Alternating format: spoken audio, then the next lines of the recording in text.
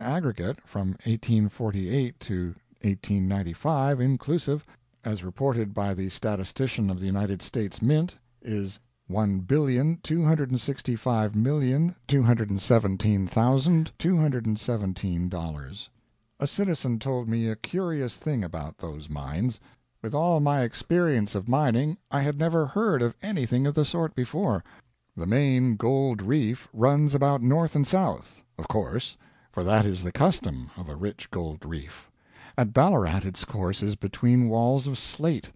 Now the citizen told me that throughout a stretch of 12 miles along the reef is crossed at intervals by a straight black streak of a carbonaceous nature, a streak in the slate, a streak no thicker than a pencil, and that wherever it crosses the reef you will certainly find gold at the junction.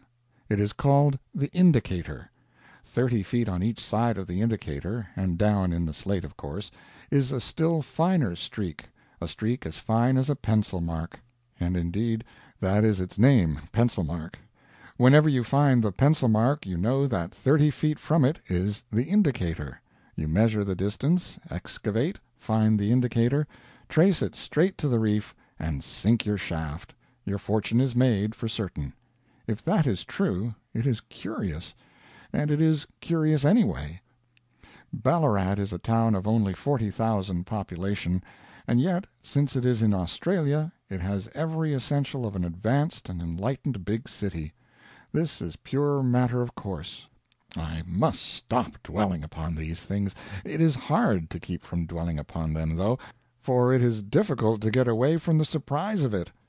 I will let the other details go, this time, but I must allow myself to mention that this little town has a park of 326 acres, a flower garden of 83 acres, with an elaborate and expensive fernery in it, and some costly and unusually fine statuary, and an artificial lake covering 600 acres, equipped with a fleet of 200 shells, small sailboats, and little steam yachts. At this point I strike out some other praiseful things which I was tempted to add. I do not strike them out because they were not true or not well said, but because I find them better said by another man, and a man more competent to testify, too, because he belongs on the ground and knows. I clip them from a chatty speech delivered some years ago by Mr. William Little, who was at that time mayor of Ballarat. The language of our citizens, in this as in other parts of Australasia, is mostly healthy Anglo-Saxon, free from Americanisms, vulgarisms, and the conflicting dialects of our fatherland, and is pure enough to suit a Trench or a Latham. Our youth, aided by climatic influence, are in point of physique and comeliness unsurpassed in the sunny south. Our young men are well ordered, and our maidens, not stepping over the bounds of modesty, are as fair as Psyches, dispensing smiles as charming as November flowers. The closing clause has the seeming of a rather frosty compliment, but that is apparent only, not real. November is summertime there. His compliment to the local purity of the language is warranted. It is quite free from impurities. This is acknowledged far and wide.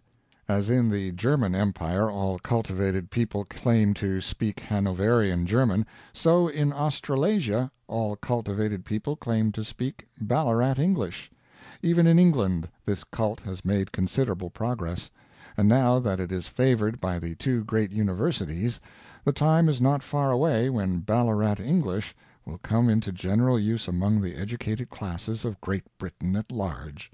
Its great merit is that it is shorter than ordinary English, that is, it is more compressed.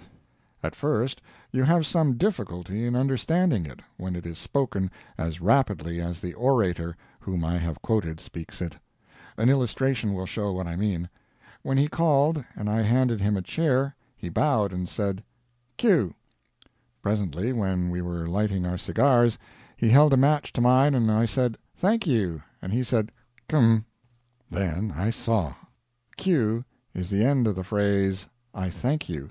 Come is the end of the phrase, "You are welcome." Mr. Little puts no emphasis upon either of them, but delivers them so reduced that they hardly have a sound. All Ballarat English is like that, and the effect is very soft and pleasant. It takes all the hardness and harshness out of our tongue, and gives it to a delicate whispery and vanishing cadence which charms the ear like the faint rustling of the forest leaves. Chapter 25.